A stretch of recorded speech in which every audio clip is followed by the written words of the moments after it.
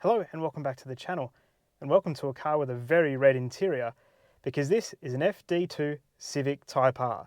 Now, straight off the bat, I have to admit I don't have a lot of knowledge on these cars, which for the people who absolutely love these to death, they may get annoyed by that, but this is my first ever experience in a Civic Type R, and the timing is actually pretty good because in a couple of weeks' time, I'm actually going to be driving the brand new Civic Type R.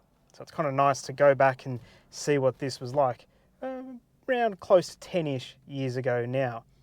Also, I'm told that a lot of purists who love the Type R feel that this is the last pure Type R, owing to the fact that it still has a naturally aspirated engine. Of course, after this, Honda went turbocharged. So we have a 2-litre, 4-cylinder KA20 motor up front, spins all the way to just shy of 9,000 RPM, something that I'm really looking forward to doing.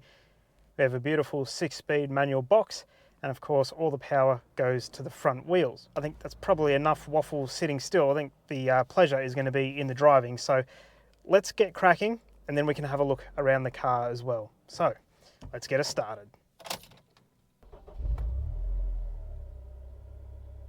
Purrs into life quite nicely.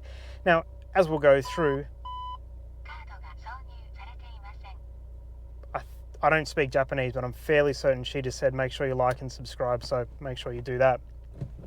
Now, what I was going to say is that this car does have a couple of upgrades, and we'll cover them off as we go for our drive. So just out here, a little bit of a back road.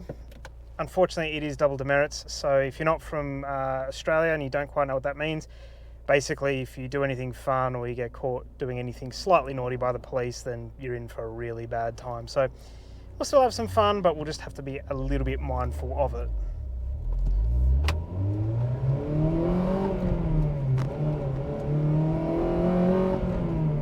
Already just pulling away from the side of the road, that Vtec crossover is a lot of fun. That sounds beautiful. One thing that does surprise me, I have to say that this car is so stiff. As I said, this does have a couple of upgrades on it.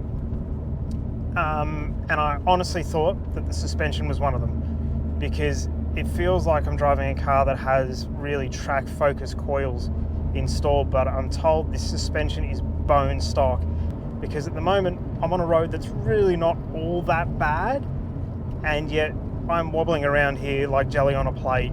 It's actually almost ridiculous just how much I'm bouncing and wobbling around. It would be fantastic on a track, and I guess, you know, this is Honda's track focused car, so that makes sense.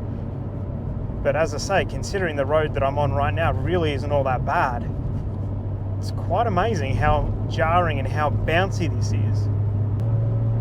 You can see what I mean by the bounce. I mean, this is just amazing that, again, I know I've said it before, but this isn't a bad road, and I'm just bobbing all over the place. I can only imagine what the footage is going to look like.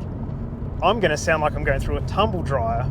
It feels like this drive is going to be very physical, very noisy, and it's going to be an experience. It's going to be an occasion.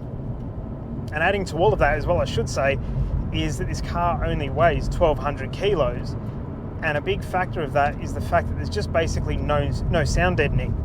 And what that means is every time a little rock flicks up, you hear it ping the underside of the car. Visibility is perfect. You know, you've got that massive rear wing, but it doesn't really impede vision all that much. And in fact, I thought it might block out the headlights of the cars behind me, but it actually sits even higher than that. So you can almost see the cars coming behind you underneath that wing. I feel like with Civic Type Rs, Honda seem to swing one way or the other, in that they either make a car that just looks way too outlandish and people say that, oh, you know, you really need to tone that down, or they just go way too conservative. And I think for this generation, they've chosen the conservative option, because apart from the massive rear wing behind me, and maybe the front lip up front, and if you spot the Brembo brakes, there's no real cues that this is the fast one, or this is the track car. If you know what you're looking for, you'll see it, you'll spot it, but I think for general public, if you took off that rear wing and potentially that front lip, this would probably just go under the radar as yet another Civic of its era. The gearbox is lovely to row through the gears with, although I do have to admit the throat is a little bit long. I thought it might have been a bit shorter, again, especially being a track orientated car. And I'm actually surprised how tall the gearing is. So as I mentioned earlier, being double demerits, you've got to be fairly careful today. And unfortunately, because the gearing is longer than I expected, I don't get to spend as much time up near 9,000 RPM as I was hoping for, especially because I'm fairly convinced that at every corner there's going to be a policeman waiting for me. So it doesn't take long before you get into territory where you could be in a fair bit of trouble. Now, that doesn't necessarily take away from the enjoyment of the Civic Type R, but it does mean that I don't get to enjoy its real party piece, its swan song, if you will, as often as I was hoping for. But if you're someone that doesn't really care about consequences, then fill your boots and go for it. It's a lot of fun when you do get up there.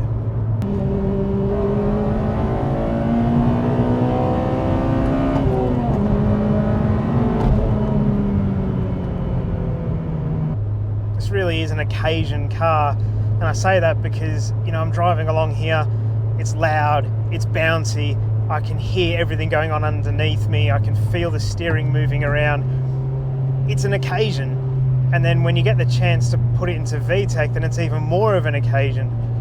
It's not something I'd want to be able to do every single day, but it does make days like this so fun.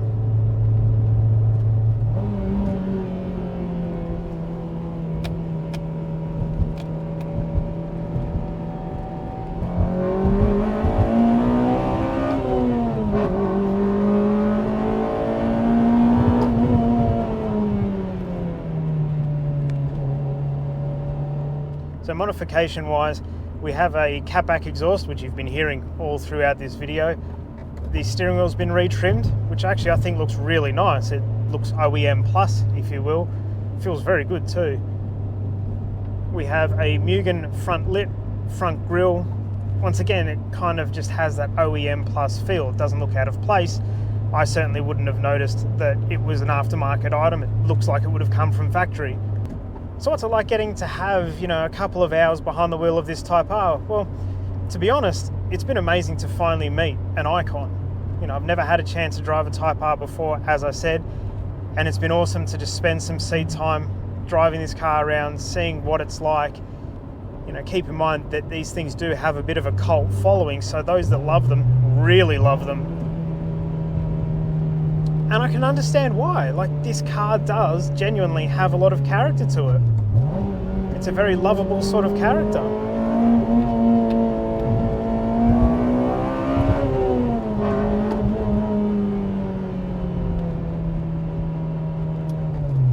I can only imagine what this thing must be like on track. I mean, it must just be frantic, loud, but so fun. And I mean, that's what it is on the street, right? It's just, unfortunately, there's not a lot of places anymore that you really get to enjoy a car like this. So I've got to say a big thank you to Steve, who is the owner of this Civic Type R. You know, thanks to Steve's generosity, I've had a few of his cars on my channel before. So once again, Steve's come to the party. He's been generous enough to throw me the keys to his Type R and say, go and enjoy it. So give a thumbs up for Steve's generosity. And also subscribe, because in a couple of weeks' time, I actually get the chance to have the brand new Civic Type R, which will be featured on this channel. So it'll be really interesting to compare the two, you know, see where this was back in the mid-2000s and then see where Honda are today. So again, thank you guys so much for watching. I hope you've enjoyed it as much as I've enjoyed driving it. Give it a thumbs up if you have.